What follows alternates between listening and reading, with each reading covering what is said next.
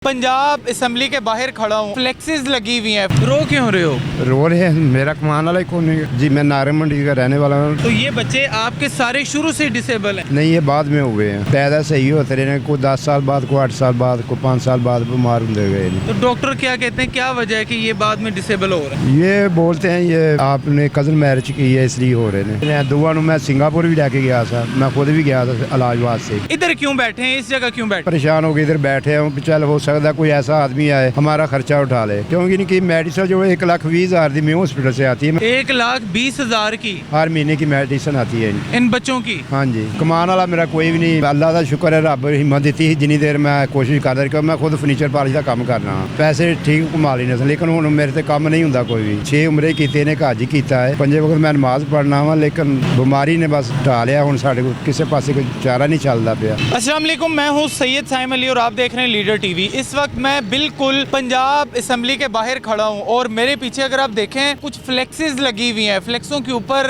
एक शख्स है, उसने तस्वीरें कुछ लगाई हुई हैं और काफ़ी सारे कमेंट्स लिखे हुए हैं। कुछ उन्होंने अपने स्लोगन्स लगाए हुए हैं। देखने में ये पता चल रहा है कि तकरीबन 6 बच्चे जो हैं उस शख्स के वो डिसेबल हैं और वो बंदा खुद डिसेबल है। आइए उनसे बात करते हैं, जानते हैं कौन लोग हैं। अस्सलाम वालेकुम सर, कैसे हैं आप? अल्लाह का शुक्र। क्या नाम है आपका? मोहम्मद आरफ। अच्छा आरिफ भाई, तुसी एक इतने बच्चे कोल बिठाए ने, कौन है बच्चे? ये मेरे अपने बच्चे ने, होर किसी दे नहीं है। मेरे अपने ज़ाती बच्चे ने, क्योंकि सारे मजदूर ने। ना ये अपने हाथ ना खाना खा सकते हैं, ना वाशरूम जा सकते, ना सोते। कितने बच्चे ने टोटल ताडे? 6, जिन्हों चो एक बच्ची जी वो भी इस बीमारी थी, वो फौत हो गई है। 1 महीना 1.5 हो गया है। रो क्यों रहे हो? रो रहे हैं, मेरा कमाने वाला ही कौन है।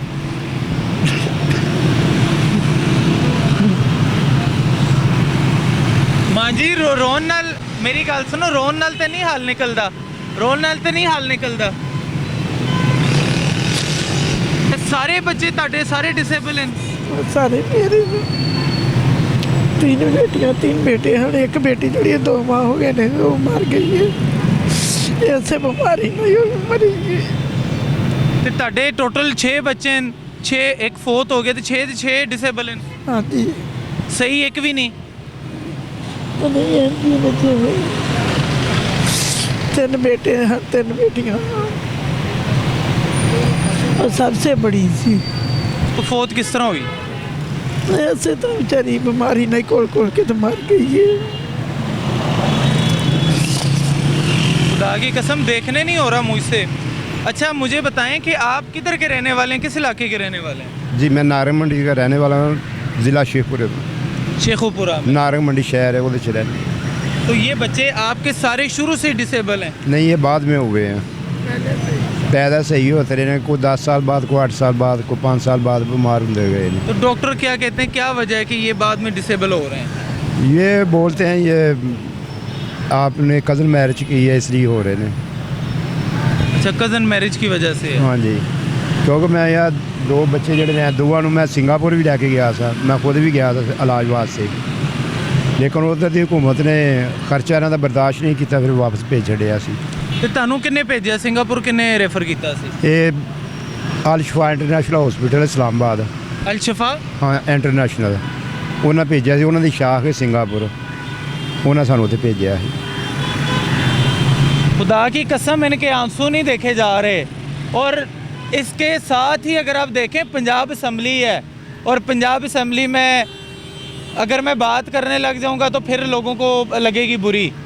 अच्छा, इधर क्यों बैठे हैं, इस जगह क्यों बैठे हैं आप? इधर बैठे हैं, मेरा कमाने वाला कोई नहीं है। ना इनकी बच्ची को मेडिसिन ले सकता हूँ, ना मैं खाना पूरा कर सकता हूँ, क्योंकि इसलिए मैं परेशान हो गया। इधर बैठे हूँ कि चल हो सकता कोई ऐसा आदमी आए हमारा खर्चा उठा ले, क्योंकि इनकी मेडिसिन जो 1,20,000 की म्यू हॉस्पिटल से आती है। मैं अभी म्यू हॉस्पिटल से आया ही हूँ, इनकी दवाई लिखाने के लिए गया था। 1,20,000 की हर महीने की मेडिसिन आती है इनकी, इन बच्चों की? हाँ जी।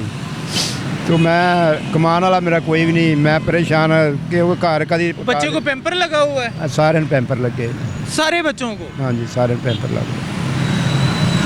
आपकी तो सारी उम्र गुजर गई इनको संभालते संभालते। बस ऐसे ही गुजर गई है, पता नहीं क्या आगे क्या होना, क्योंकि मैं खुद भी मजबूर होता जा रहा हूँ।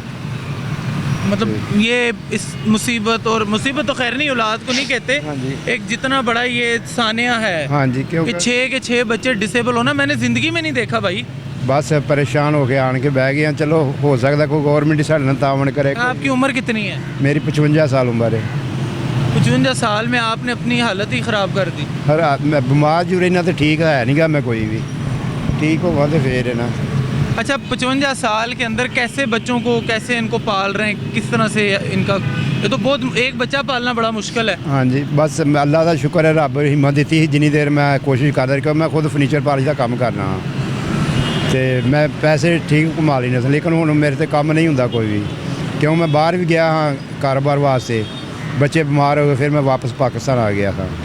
क्योंकि अल्लाह का शुक्र से मैं एक 6 उम्रे की ने हज ही किया है, 5 वक्त मैं नमाज पढ़ना वा, लेकिन बीमारी ने बस ढा लिया। हुण साडे कोल किसी पासे कोई चारा नहीं चलता पिया, असीं की करिए ते की ना करिए। बच्चों का खान पीन, पैंपर, दवाइयाँ किस तरह मैनेज हो रही हैं? ये बस कभी किसी का तरला करने को दे देंदा, कभी किसी का तरला करने। कभी मैं हॉस्पिटल में गया सा हूँ, उत्थे मैं उन्होंने कह के आया मैं मैंने दवाई लै दिओ, वो कहते ने अज नहीं मिलनी, सुबह आई, क्योंकि एडी महंगी दवाई को थोड़ी भी कितने दवाई नहीं लैके देंदा। 1,20,000 की दवाई 1 महीने की बनती है पे, तो नहीं देंदे पे, तरला तुरला करने कभी वो दवाई किस मकसद वास्ते? बच्चों को जिंदा रखने वास्ते या बच्चों की ये बेहतर करने वास्ते? बच्चों जिंदा रखने वास्ते, क्योंकि इन्हों के पैंपर आते हैं, इंश्योरेंस आता है, दवाइयाँ आंदियाँ ने, सिर्फ इन्हों जिंदा रखने वास्ते, लेकिन ये ठीक नहीं हो सकते हुण, क्योंकि जो मैं सिंगापुर लै गया उदों ठीक हो सकते हैं, तो उस रख से सारे बच्चों को लेके गए, उन्होंने सारा खर्चा अफोर्ड किया उस हाँ टाइम? जी, यह 2 बच्चे मैं लैके गया सा, तो मैं खुद गया था, तो हुण तो अपने मुकद्दर वाल रोन लिया, हुण करा कि मैं मजबूर हाँ, क्योंकि बच्चों का मैं खाना भी नहीं पूरा कर सकता, तो परेशान। 1,20,000 रुपए की तो खाली दवाइयाँ तुसी कह रहे हो, खाना अलग है? हाँ जी, 1,20,000 की दवाई आने ली आ रही, क्योंकि उधरों सानूं बिजली का बिल जोड़ा वो 25,000 बिल आ गया, किस तरह तारी गैस ते बत्ती का बिल तारी 25,000 रुपये गई, इन्हों की रोटी पूरी करा। 18,500 जी, 18,500 रुपया गैस का बिल आया। हाँ कोई उत्थे होटल की साडा किहड़ा कारोबार है जिहड़ा साडा इन्ना बिल आ गया है? खानदान, रिश्तेदार कोई तुहाडे अहले इलाका, MNA MP इलाके दे कोई नहीं सुनता, क्योंकि महल्ले वाले जिथे रहने वो गरीब ने, सारे लोग साढ़े वर्गे ही ने, तो MP MNA को गया वहाँ तो वो कहते ने गवर्नमेंट का काम है, गवर्नमेंट को जाओ। MPA की गवर्नमेंट का बंदा नहीं होंदा? नहीं, वो तो 1,000 रुपया नहीं देंगे। मैं एक दफ़ा गया था, मैं बड़ा परेशान से गया, तो आसान रिहाज से उन्हें फिर मैंने रुपया 1,000 दिता, मैं चोरी से 1,000 मैं की करा। 1,000 रुपया? 1,000 रुपया दिता। किन्ने दिता? आसान रिहाज ने MPA ने। अच्छा, MPA तुहानू 1,000 रुपया दे रहे कि खर्चा कर? हाँ जी, खर्चा कर। मैं 1,000 ना साडा की बनता है, 1,000 नहीं तो बच्चे की रोटी नहीं पूरी होंगी, एक दिन की तो तुसीं 1,000 रुपया देना, मैं चुप करके आ गया। अच्छा, अजकल का जिहड़ा दौर है ना, असी चंगे भले बंदे नूं कर नहीं बर्दाश्त करते, तुसीं इन्ने बच्चों नूं किस तरह अफोर्ड कर रहे हो? बस अल्लाह का शुक्र है, रब ने हिम्मत दी है, तुहाडा तो बड़ा सबर है। तो वो नमाज पढ़ने अल्लाह के दुआ करने, तो रब बस कितों कोई थोड़ा बहुत ढोल ला देंदा, लेकिन हुण आन के मेरे को काम नहीं होंदा कोई भी, तो मैं परेशान होकर आन के मजबूर होकर आन के बैठा हुआ, लेकिन इहो जिहा मैं बंदा नहीं चाया कोई भी, तो क्योंकि मैं तो पूरे महल्ले दे विच जदों मेरी बच्ची फौत होई उदों लोकां नूं पता लगा कि ये बच्चे सारे मजदूर ने, मैं तो कभी महल्ले च नहीं किसी ने दस्सिया मेरे बच्चे इंज दे ने।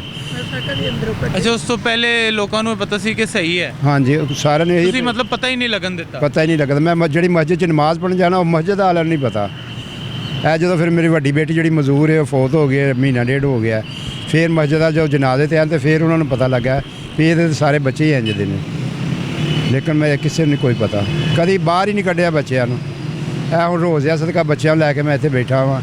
मतलब तुहाडी अपनी हिम्मत जवाब दे गई है? हुण जवाब देगी, हुण नहीं है हिम्मत, हुण मेरे को नहीं कुछ भी नहीं हुंदा, क्योंकि मैं खलो ही नहीं सकदा, ना लम्मे पै सकदा। तुहानू भी मसला है कोई? मैनूं यह लत्तां दा मसला बन गया है, क्योंकि हुण इन्नी कोई दर्द होण डई है ना, बेइंतहा है मैनूं, तो इत्थे ना तुसी को पानी तुहाडे कोल ना कोई चीज़, ते किस तरह चला रहे हो निज़ाम?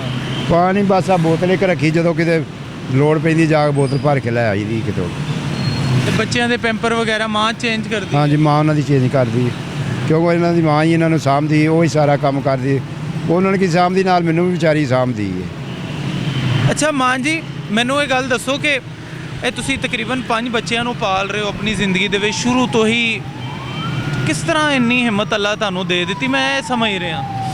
ਅੱਲਾ ਨੇ ਹਿੰਮਤ ਦਿੱਤੀ ਹੈ, ਮੇਰੀ ਕਾਹਦੀ ਬਹਾਦਰੀ ਹੈ। ਉਹ ਬੱਚੀ 8-10 ਦਿਨ ਹੋਏ ਨੇ ਦਰਵਾਜ਼ੇ ਦੇ ਵਿੱਚ ਖਲੋਤੀ ਹੈ, ਡਿੱਗੀ ਹੈ ਦੜ ਕਰਦੀ ਬਾਹਰ ਨੂੰ। ਆਵਾਜ਼ ਦਿੱਤੀ ਹੈ, ਮੈਂ ਨੱਸੀ ਆਈ ਹਾਂ, ਨਾਲ ਦਾ ਗੁਆਂਢੀ ਗਿਆ, ਉਹਨੇ ਆਣ ਕੇ ਤੇ ਬੱਚੀ ਨੂੰ ਫੜਿਆ। ਲਹੂ ਲਹਾਨ ਸਾਰੀ ਹੋਈ ਹੈ, ਨੱਕ ਤੇ ਸਾਰੀ ਲਹੂ ਲਹਾਨ ਹੋਈ ਹੈ। ਫੜ ਕੇ ਤੇ ਮੈਂ ਫਿਰ ਉਹਨੂੰ ਆ ਕੇ ਮੈਂ ਭਾਜੀ ਇਹਨੂੰ ਫੋਨ ਕਰ ਦਿਓ ਇਹਦੇ ਅੱਬੂ ਨੂੰ, ਇਹ ਨੰਬਰ ਦੱਸੋ। ਮੈਂ ਨੰਬਰ ਤੇ ਨਹੀਂ ਮੈਨੂੰ ਯਾਦ ਹੈ। ਉਹਨੇ ਫਿਰ ਕਿਸੇ ਕੋ ਪੁੱਛ ਕੇ ਉਹਨੇ ਫਿਰ ਫੋਨ ਕੀਤਾ, ਫਿਰ ਇਹ ਆਏ ਨੇ, ਫਿਰ ਹੁਣ ਟੀਕੇ ਛਿਕੇ ਲਵਾਏ ਨੇ, ਉਹਨੂੰ ਹਸਪਤਾਲ ਖੜਿਆ। ਅੱਲਾ ਤੁਹਾਡੀ ਮਦਦ ਕਰੇ ਮਾਂ ਜੀ। ਉਹਨੂੰ ਵਿਚਾਰੀ ਨੂੰ ਦੌਰੇ ਪੈ ਜਾਂਦੀ, ਜਿੱਥੇ ਮਰਜ਼ੀ ਡਿੱਗ ਪੈਂਦੀ ਹੈ। ਉਹ ਦਵਾਈ ਖਾਈ ਸੀ, ਦੋਨੇ ਖਾਏ ਗੋਲੀ, ਤੇ ਤਾਂ ਇਹ ਨਾ ਖਾਏ ਤੇ ਫਿਰ ਜਿੱਥੇ ਮਰਜ਼ੀ ਡਿੱਗ ਪੈਂਦੀ ਹੈ। ਤੇ ਜੇ ਹੋਸ਼ ਹੋਵੇ ਫਿਰ ਉਹਨੂੰ ਵਿਚਾਰੀ ਨੂੰ ਪਤਾ ਨਹੀਂ ਲੱਗਦਾ, ਜਿਹਨੂੰ ਮਰਜ਼ੀ ਮਾਰੇ ਦੀ ਜਿਵੇਂ ਕੀ ਹੋ ਜਾਂਦਾ। ਮਾਂ ਜੀ ਤੁਹਾਡੀ ਤਾਂ ਸਾਰੀ ਜ਼ਿੰਦਗੀ ਬੱਚਿਆਂ ਦੇ ਪੈਂਪਰ ਬਦਲਦੇ ਹੀ ਗੁਜ਼ਰ ਗਈ। हाँ सारी ज़िंदगी इंजी निकल गई है मेरी, अपनी ज़िंदगी में कोई खुशियाँ नहीं, कोई सिस्टम नहीं। कोई नहीं। पंजाब असम्बली के बाहर रमज़ान के महीने में ये लोग बैठे हुए हैं और कोई बंदा कह रहे हैं पूछने वाला नहीं है, कोई बंदा इन्हें देखने वाला नहीं आया इनके पास। तो कौन है इसके ज़िम्मेदार? खुदा आप लोगों को नहीं पूछेगा आखिरत में? क्या खुदा आपको इस चीज़ का सिला नहीं देगा एंड पे? यार खुदा का खौफ करें, इनका ख्याल करें। मैं मुखैर हज़रात से भी गुजारिश करूँगा कि यार इनका ख्याल करें। अपने मेज़बान को इजाज़त दीजिए। देखते रहिए लीडर टीवी। अल्लाह हाफिज़।